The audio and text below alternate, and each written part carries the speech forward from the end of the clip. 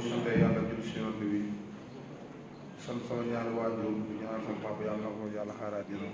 ñaanal sama yaay yàlla na suñu borom bàyyi bu fekk sama jëriñ di sant Serigne Saliou Fall bu baax a sant Serigne Saliou di sant Serigne Abdou Karim Fall bu baax di sant sama papa yi fi nekk ci toog ñëpp maa leen sant yéen ñëpp maa leen sant ci journaliste yi képp koo xam ne mooy yëngu si làmb rek maa leen sant bu baax di la gërëm a sama adversaire Modou Lo maa ngi ko ñaanal yàlla na suñu borom defal jàmm di ko ñaanal yàlla ko ndam bi ji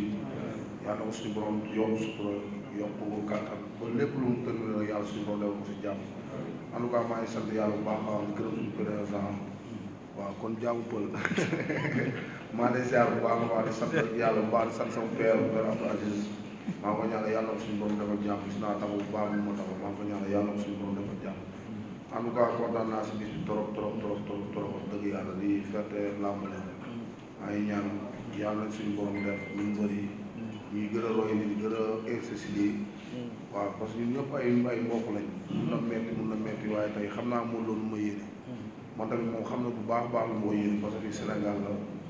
day na man sport laa gën am na combat bi bëri yoo xam ne ñu koy supporté ak sport muy fonkee làmb xam na parce que fii képp kuy xale bu ko xale bu raw rek dangay roy ku su mel ni Balla Gaye 2 ku su mel ni Modou Lo loolu mun na ñàkk loolu leen yàlla jafe kon ñun bu ñu bëree ñoom ferte la ñu bëree Modou Lo lépp nag lu si yàlla may perte dara Modou Lo daan am wala yàqulu ko dara damay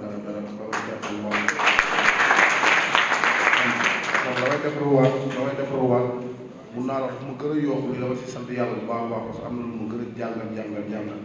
kon li wala loolu wax sama départ ba ma jëlee avancé noonu Modou Lo jërëjëf maa ngi sant bu baax a baax gërëm tey tamit su ma demee boobu daal moom am na lu ma jàngalaat si laa bu baax a baax dama koy dellu ma santaat bu baax a baax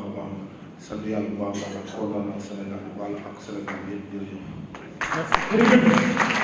Merci.